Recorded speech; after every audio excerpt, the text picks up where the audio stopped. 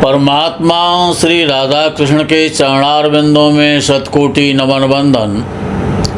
मित्रों को, जिज्ञासुओं को, धर्म प्रेमियों को, ज्योतिष विज्ञान प्रेमियों को हर हर महादेव, बम बम भोले, नमः शिवाय। मित्रों, ज्योतिष जगत में उज्जैनी में महाराजा विक्रमादित्य के नवरत्नों में ऋषि वराह महर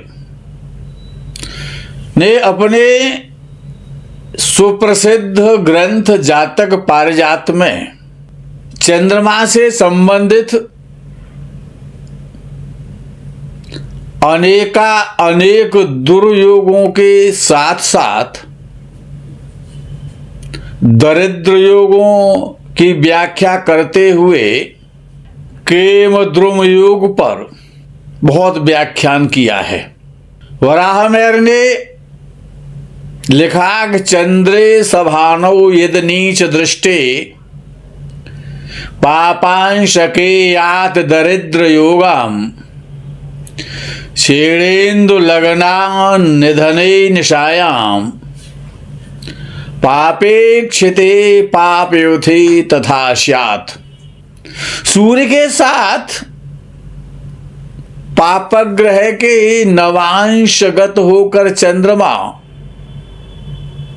यदि नीच ग्रह से दृष्ट हो तो दरिद्रता आती है, व्यक्ति धन संपन्न नहीं होता है। कृष्ण पक्ष की रात्रि में जन्म हो, चंद्र राशि से जिसमें चंद्रमा बैठा है वहां से अष्टम भाव में यदि पापग्रह हो अथवा चंद्रमा पापग्रहों से देखा जाता हो तब भी दरिद्रता का योग, धनहीनता का योग, विपन्नता का योग बनता है। राहु अथवा केतु चंद्रमा के साथ हो, चंद्रमा पर इनकी दृष्टि हो तब भी दरिद्र योग बनता है। लगन से अथवा चंद्रमा से, क्यों बहुत सारे योग लगन से बनते हैं और बहुत सारे योग चंद्र से बनते हैं। तो कहते हैं कि चंद्रमा से केंद्र भावों में, यानी चंद्रमा के साथ, चंद्रमा से चतुर्थ भाव में, चंद्रमा से सप्तम भाव में, चंद्रमा से दसम भाव में यदि पापग्रह स्थित हों तो जातक धनहीन, उद्देश्यहीन और दरिद्र होता है। राहु, शनि, मंगल आदि ग्रहों से यदि चंद्रमा देखा जा रहा है और शुभ ग्रहों की कोई दृष्टि नहीं है चंद्र पर, तब भी दरिद्र योग बनता है। चंद्रमा जन्म कुंडली में तुला राशि का हो और नवांश कुंडली में नीच राशि का हो और शत्रु ग्रहों से देखा जाता हो या शत्रु ग्रह नवांश में चंद्र के साथ बैठे हों तब भी दरिद्र योग बन जाता है। चंद्रमा से वराह महर कहते हैं कि केंद्रे वा यद कोणगे हिमकरे नीचार बरगस्थिते चंद्रादंत्य सपत्न रंध्र ग्रहगे जीवो दरिद्रो भवेत। केंद्र अथवा त्रिकोण भावों में स्थित चंद्रमा, यदि केंद्र या त्रिकोण भाव में चंद्रमा स्थित है जन्म कुंडली में, नीच या शत्रु वर्ग में है और चंद्रमा से 12वें, 6वें और 8वें भाव में बृहस्पति हो तब भी जातक दरिद्र होता है। रात्रि में जन्म हो, पापग्रह से संयुक्त पापग्रह के नवांश में, पापग्रह की राशि में चंद्रमा क्षीण हो, कमजोर हो और दशमेश से दृष्ट हो तो केम द्रुम योग बनता है। अपनी नीच राशि में चंद्रमा स्थित हो और खल अवस्था में हो और भाग्य से दृष्ट हो तो केम द्रुम योग बन जाता है। चंद्रमा केम द्रुम योग कारक हो जाता है। रात्रि में जन्म हो, कृष्ण पक्ष में जन्म हो, चंद्रमा नीच राशि में हो या नीच ग्रह के साथ हो, नीच ग्रह से देखा जाता हो, तब भी दरिद्रता देने वाला योग बनता है। केम द्रुम योग प्रायः जो प्रचलित है, जिसको लोग जानते हैं कि चंद्रमा से दूसरे और 12वें भाव में यदि कोई ग्रह नहीं होता है तो विद्वान ज्योतिषाचार्य उसको केम द्रुम योग मानते हैं। लेकिन चंद्रमा अधिमित्र राशि में हो, स्वराशि में हो, अपनी उच्च राशि में हो, अपने नवांश में स्थित चंद्रमा हो, और यदि बृहस्पति से दृष्ट है, चंद्र बृहस्पति से दृष्ट चंद्र हो रहा है और इन राशियों में अधिमित्र की राशि में, स्वराशि में, अपनी उच्च राशि में, अपने स्वनवांश में यदि चंद्रमा है और बृहस्पति से देखा जा रहा है, तो चंद्र से दूसरे और 12वें भाव में यदि कोई ग्रह नहीं है तो केम द्रुम योग नहीं बनता। यदि चंद्रमा से या चंद्रमा के साथ बृहस्पति बैठा हो, चंद्रमा से चतुर्थ, सप्तम और दशम भाव में यदि बृहस्पति बैठा हो या चंद्रमा के साथ बैठा हो, तो केम द्रुम योग भंग हो जाता है, क्षीण हो जाता है। अब यह केम द्रुम योग का फल क्या है? बड़ा खराब फल माना जाता है। तो ऋषि बराह में लिखते हैं कि योगे केम द्रुमे प्राप्ते यस्मिन् कस्मिंश्च जातके राजयोगा विनश्यन्ति हरिम दृष्ट्वा यथा द्विपाहा। जिनके जन्म कुंडलियों में केम द्रुम योग होता है तो उनकी कुंडलियों में बनने वाले राजयोग उसी प्रकार से नष्ट हो जाते हैं, खत्म हो जाते हैं, जिस प्रकार से शेर को देख करके हाथी भाग जाते हैं। चंद्रमा से चतुर्थ भाव में या दशम भाव में यदि कोई ग्रह नहीं है, ऐसा ऋषि बराहनर ने कहा है कि केंद्रे शीत करे थवा ग्रहयुते केम द्रुमो नेष्यते। अर्थात चंद्रमा से द्वितीय भाव में और द्वादश भाव में कोई ग्रह नहीं होता है तो केम द्रुम योग बनता है। चंद्रमा से चतुर्थ भाव में और दशम भाव में यदि कोई ग्रह नहीं होता है तब भी केम द्रुम योग बन जाता है।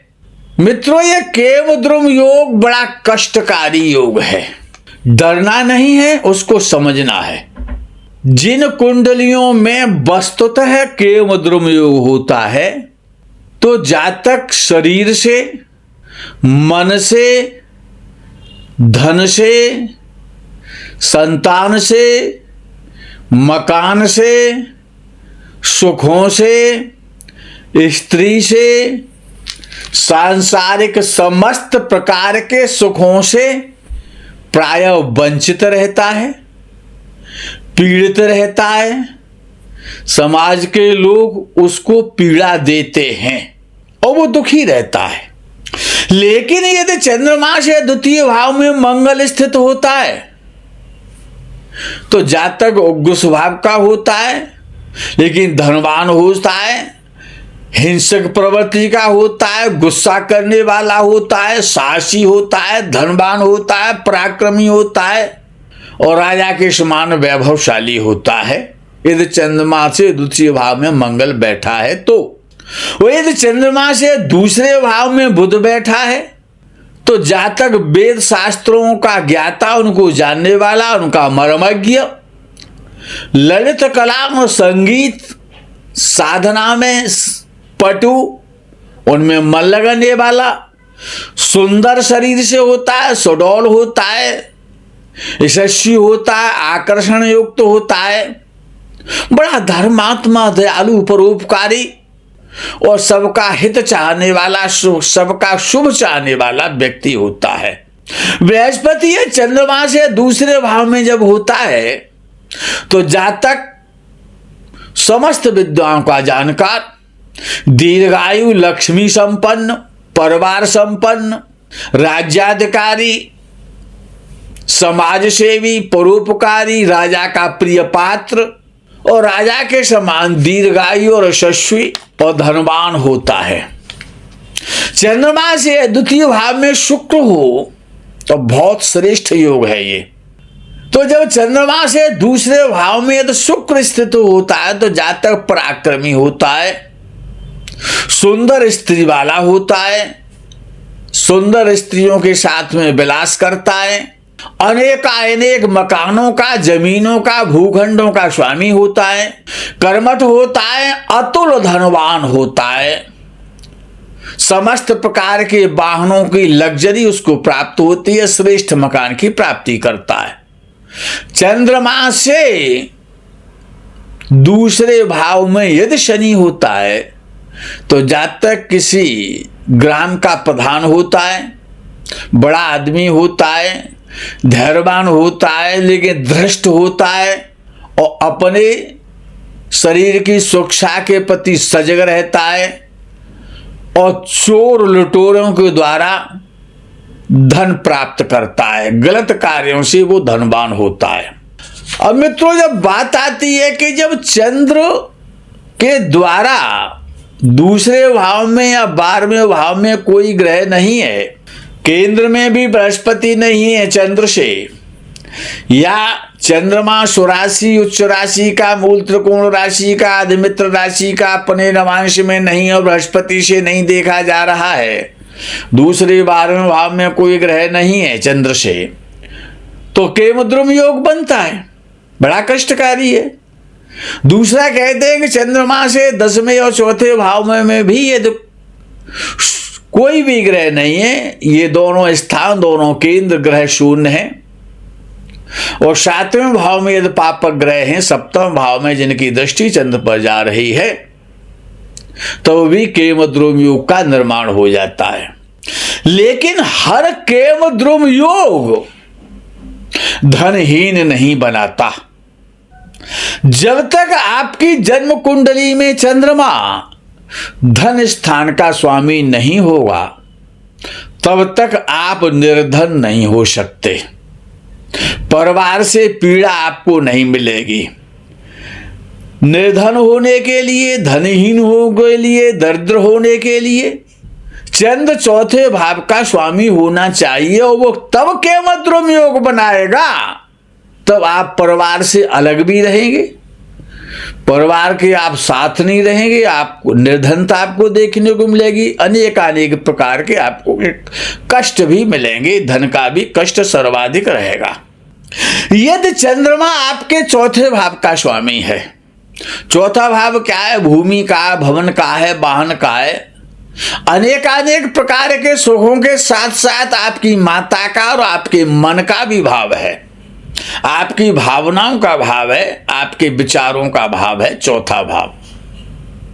यदि आपकी जन्म कुंडली में चंद्रमा 4th भाव का स्वामी होकर के यदि केमद्रुम योग बनाता है पूरी कुंडली में कहीं पर भी बैठ करके, तो आपको भूमि का, भवन का, वाहन का, अपने निजी घर का, माता का सुख कमजोर हो जाता है, उससे संबंधित सुख आपको बहुत कम मिलता है, आपका मन परेशान रहता है, माता प्राय रोगिणी देखी जाती है।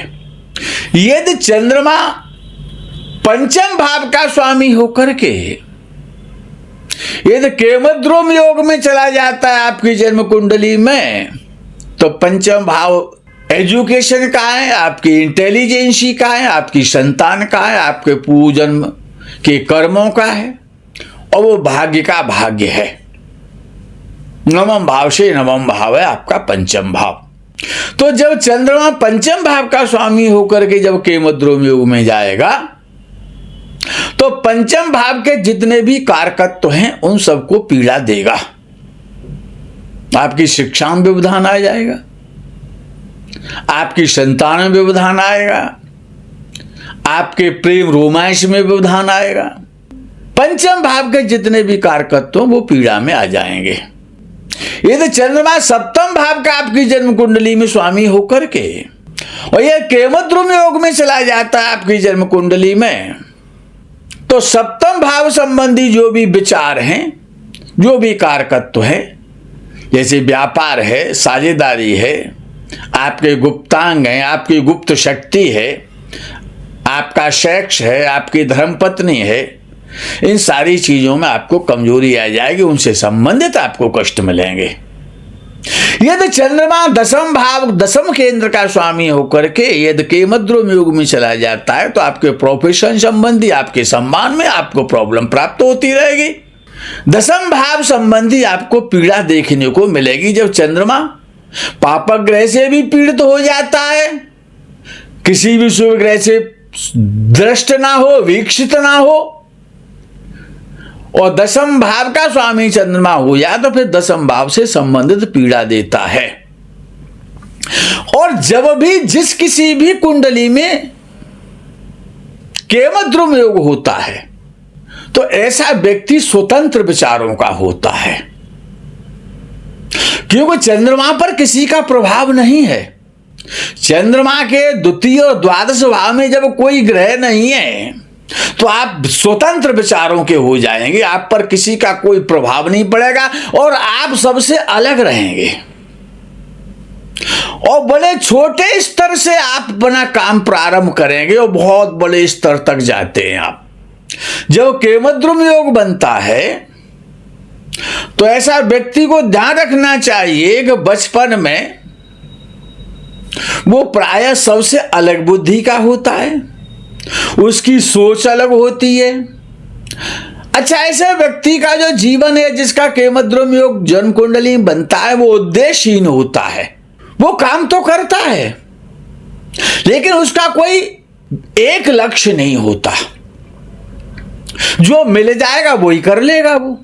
वो प्रायः एकांतवासी हो जाता है, एकांत विचारों का होता है, स्वतंत्र विचारों का होता है। वो किसी का आदेश स्वीकार नहीं कर सकता, वो किसी के आदेश में नहीं रहता। ऐसे व्यक्ति सर्विस क्षेत्र में, प्रोफेशन के क्षेत्र में प्रायः परेशान रहते हैं कि वो स्वतंत्र निर्णय करते हैं। ऐसे व्यक्ति समाज से कट जाते हैं तो उनके निगेटिव विचार हो जाते हैं। स्वतंत्र विचारों के होते हैं, किसी पर उनका अंकुश नहीं होता है, वो निरंकुश होते हैं, अपने मनमानी तरीके से अपना जीवन का निर्माण स्वयं करते हैं। वो किसी की सुनते नहीं है, वो किसी की मानते नहीं है, वो किसी के अधिकार में नहीं रहते हैं, अपने परिवार से पृथक रहते हैं, अपनी पत्नी की भी वो नहीं मानते, अपने बच्चों की भी वो नहीं मानते, अपने माता पिता का आदेश भी पालन नहीं करते, अपने भाई बहनों की वो नहीं मानते। वो जो कह रहे हैं, जो उन्होंने सोचा है, जो उनके विचार हैं वही सही है, ऐसा प्राय देखने में आता है जिनकी कुंडली में केमद्रुम दोष होता है और वो बहुत छोटे स्तर से उद्देश्यहीन होकर के जीवन में अनेक उनको कार्य करने पड़ते हैं, अनेक कार्य करते हैं। ऐसे व्यक्ति, उनका जीवन उद्देश्यहीन हो जाता है और छोटे स्तर से बहुत बड़े स्तर तक वो जाते हैं। मित्रों, ऐसे व्यक्तियों को सबसे सरल उपाय है कि उनको कम से कम दिन में एक बार, 24 घंटे में एक बार बहते हुए जल के किनारे जाकर के और टकटकी लगा करके आधा 1 घंटे तक और जल को निहारते रहना चाहिए। समाज से जुड़ना चाहिए, बिना इच्छा के भी जुड़ना चाहिए, वयोवृद्धों के साथ बैठना चाहिए, अपने परिवार में संगठन बना करके उनको रहना चाहिए। न चाहते उनकी इच्छा नहीं हो रही है तब भी उनको अपने परिवार में, अपने यार दोस्तों के साथ अपने विचार साझा करने चाहिए, अपनी समस्याएं अपना दुख दर्द अपने परिवार के लोगों के साथ, माता पिता के साथ, और ऐसे व्यक्तियों को जिनके कुंडली में केमद्रुम योग है उनको अपनी माँ की विशेष रूप से सेवा करनी चाहिए, माता का सम्मान करना चाहिए। और जो भी माता के समान आयु की जो स्त्रियां हैं, जो मातृवत हैं, उनका सम्मान करना चाहिए। तो केमद्रुम योग का प्रभाव कमजोर हो जाता है। मित्रों, आज का प्रकरण यही विराम करते। आगे के वीडियो में आपको अनेकानेक ज्ञान संवर्धन के लिए जानकारियां दी जाएंगी। तब तक के लिए अल्प विराम। हर हर महादेव, बम बम भोले नमः शिवाय। जय गो माता की।